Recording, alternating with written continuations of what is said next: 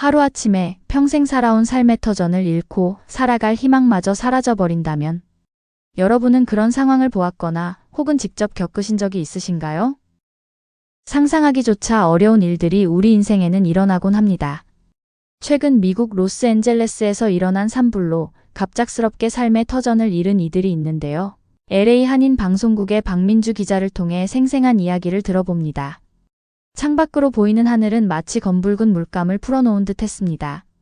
산속에서 올라오는 연기는 하늘을 완전히 덮어버린 채 무겁게 퍼지고 있었습니다. 멀리서 들려오는 소방차들의 사이렌 소리가 밤 공기를 가르고 그 소리는 마치 무너져 내리는 장벽처럼 절망적인 울림을 주었습니다. 주민들의 다급한 발걸음 소리와 함께 그들 중 일부는 눈에 띄게 당황한 얼굴로, 일부는 얼어붙은 듯이 무기력하게 거리를 떠도는 모습이었습니다. 모든 것이 혼란스러웠습니다. 천사의 도시라 불리우는 로스앤젤레스. 그러나 그런 이 도시도 모든 것을 집어삼키듯 불어닥치는 화염을 피해가지는 못했습니다. 지난달 LA에서 발생한 대규모 산불은 여의도 면적의 30배에 달하는 지역을 불태우고 18만 명 이상의 주민을 대피시키는 등 심각한 피해를 초래했는데요. 추정된 재산 피해만 1,500억 달러, 한화로 약 221조 원 이상인 것으로 알려졌습니다. 특히 화염이 빠르게 확산되면서 많은 이들이 갑작스럽게 삶의 터전을 잃고 대피소로 피신해야 했습니다. 며칠 전까지만 해도 누군가의 소중한 보금자리였던 곳들이 지금은 검게 그을린 잔해로 남아 있습니다. 집터를 차지하던 나무들이 그저 뼈대만 남고 모든 것이 불에 탄 흔적을 보여주고 있습니다. 이것이 바로 이번 산불이 핥히고 간 상처의 크기입니다. 대피소 안은 불안과 절망으로 가득했습니다. 사람들은 그저 무작정 자리를 잡고 앉아 있었고 눈빛은 공허함 그 자체였습니다. 긴장된 공기 속에서 간간히 흐느끼는 목소리와 함께 눈물을 닦는 손길이 곳곳에서 보였습니다. 그러나 재난은 재난으로만 끝나지 않았습니다. 재난 발생 직후 곧바로 구호 물품 모집에 나서기 시작한 이들이 있는데요. 바로 LA 한인회였습니다.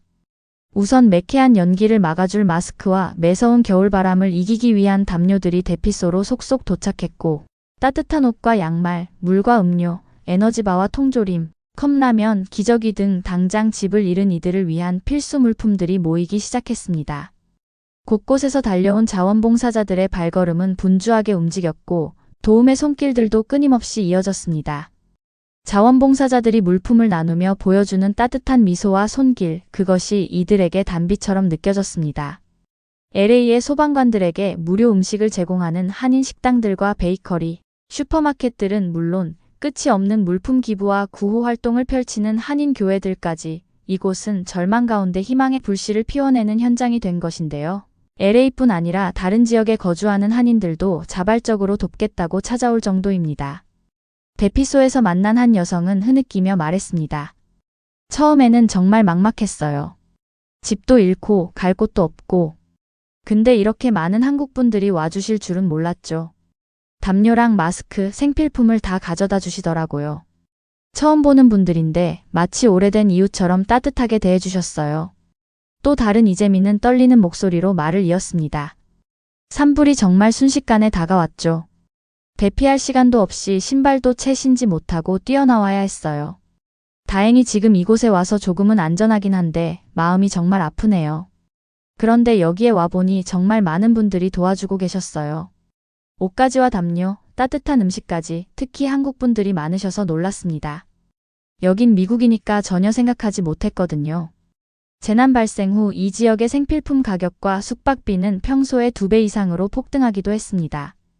LA 카운티 수사 당국은 가격을 터무니없이 올려 폭리를 취하는 사람들에게 강력히 경고하고 있는데요. 이런 사람들은 주택을 절실하게 찾는 사람들에게서 어떻게 하면 최대한 많은 돈을 받아낼 수 있을지 생각하는 사람들이라고 일침을 놓았습니다. 호텔비가 하룻밤에 300달러까지 올랐어요. 주변 마트들도 물가를 크게 올렸고요. 정말 절망적이었죠.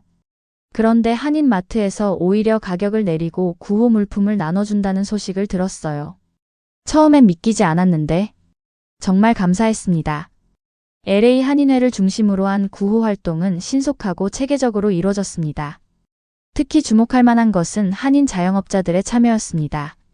저희가 할 수 있는 게 뭐가 있을까 고민하다가 소방관들에게 따뜻한 식사라도 대접하자고 했어요. 우리 가게 직원들도 흔쾌히 동참했고요. 앞으로도 계속할 겁니다. 우리가 사는 도시니까요.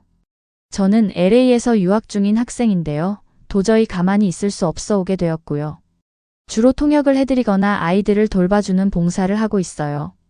힘든 상황 속에서 제가 할 수 있는 일이라면 뭐든지 돕고 싶어요. 특히 아기들이 있는 부모님들이 굉장히 어려운 상황을 겪고 계셔서 더 마음이 아프죠.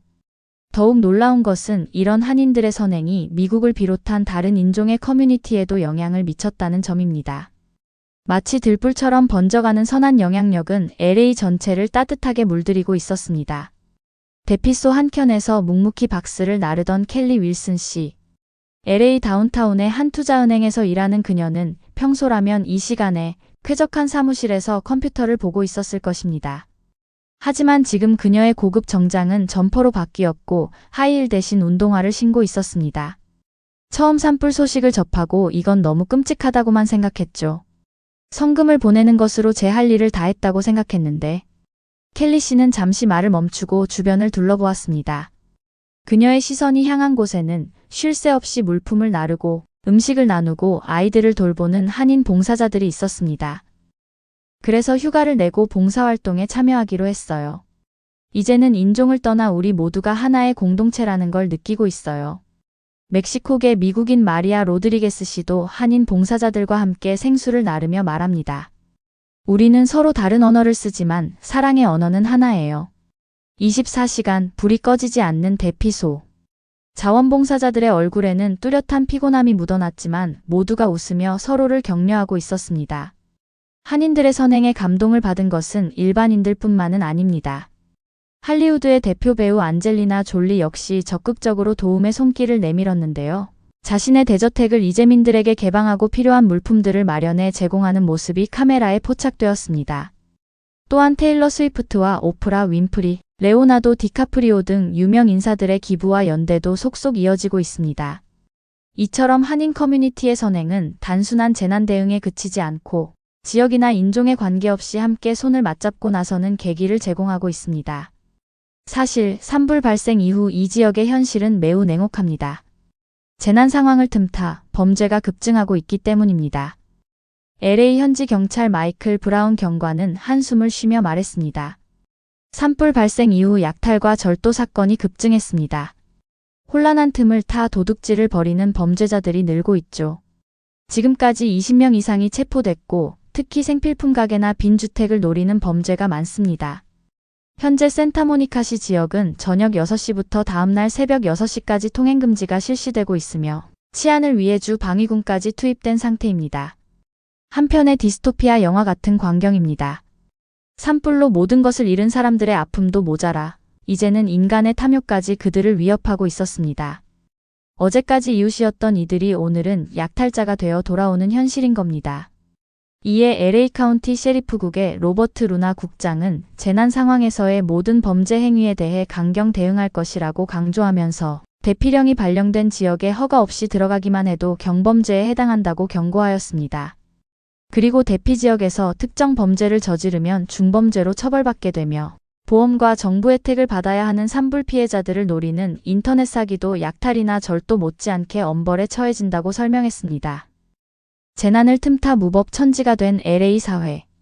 하지만 이런 불안과 공포 속에서도 우리 한인 사회는 오히려 더욱 단단해졌습니다. 1992년 LA 폭동 당시 가장 큰 피해를 보았던 코리아타운의 한인들은 이러한 상황에 맞서 오히려 지역 사회 살리기에 앞장섰습니다. 1992년 LA 폭동 당시 한인들은 지역사회에서 가장 큰 피해를 겪었죠. 당시 코리아타운은 폭동의 중심지였고 한인 상점들은 거의 대부분 파괴되었으며 수많은 한인들이 생명의 위협을 받았습니다. 그때의 아픔과 상처는 아직도 많은 이들에게 깊은 기억으로 남아있을 텐데요. 한인 사회는 그 고통을 잊지 않고 오히려 그 고통을 통해 절망 가운데 빠진 사람들에게 사랑과 도움의 손길을 내밀었습니다. 구호 활동에 참여한 한인들은 단순히 도움을 주는 사람이 아니라 공동체의 일원으로서 함께 살아가는 것의 중요성을 온몸으로 실천하고 있는 것입니다. 그래서인지 저도 이 자리에서 한 분 한 분 직접 만나고 인터뷰하면서 더욱 특별한 감동을 받고 있습니다. LA 한인 커뮤니티의 이러한 자발적이고 헌신적인 구호 활동은 미국 사회 전체에도 큰 감동을 주었는데요. CBS를 비롯한 미국 주요 언론에서도 우리 한인 사회의 활동을 새로운 재난 대응 모델이라고 평가하며 한국인들은 정말 대단하다고 칭찬을 아끼지 않았는데요. 한국인들의 진심 어린 도움이 단순한 지원을 넘어 미국 국민들에게 깊은 감동을 선사했다는 것이었죠. 또한 약 3억 명의 미국 시청자들이 한국인들의 따뜻한 마음에 감동받아 SNS를 통해 찬사를 보냈다는 점도 보도하였습니다. 이번 LA 산불은 미국 역사상 최악의 화재로 불리우고 있는데요. 곳곳에서 계속되는 바람의 영향으로 산불을 완전히 진화하는 데에는 시일이 꽤 소요될 것으로 예상됩니다. 또한 진화 후에도 피해 지역을 완전히 복구하는 데에는 많은 시간을 필요로 할 텐데요. 전기와 물이 다시 공급되는 데에도 수개월이 걸리고 화마가 휩쓸고 간 마을을 빠른 시간 내에 다시 재건하는 일도 쉽지 않아 보입니다. 특히 미국의 주거 문화를 고려하면 더욱 그렇습니다. 한국은 대부분 콘크리트나 벽돌로 지어진 건물들이 많지만 미국의 경우 전체 주택의 약 90%가 목조 건물입니다. 가격이 저렴하다는 이유로 나무로 집을 짓는 것인데요.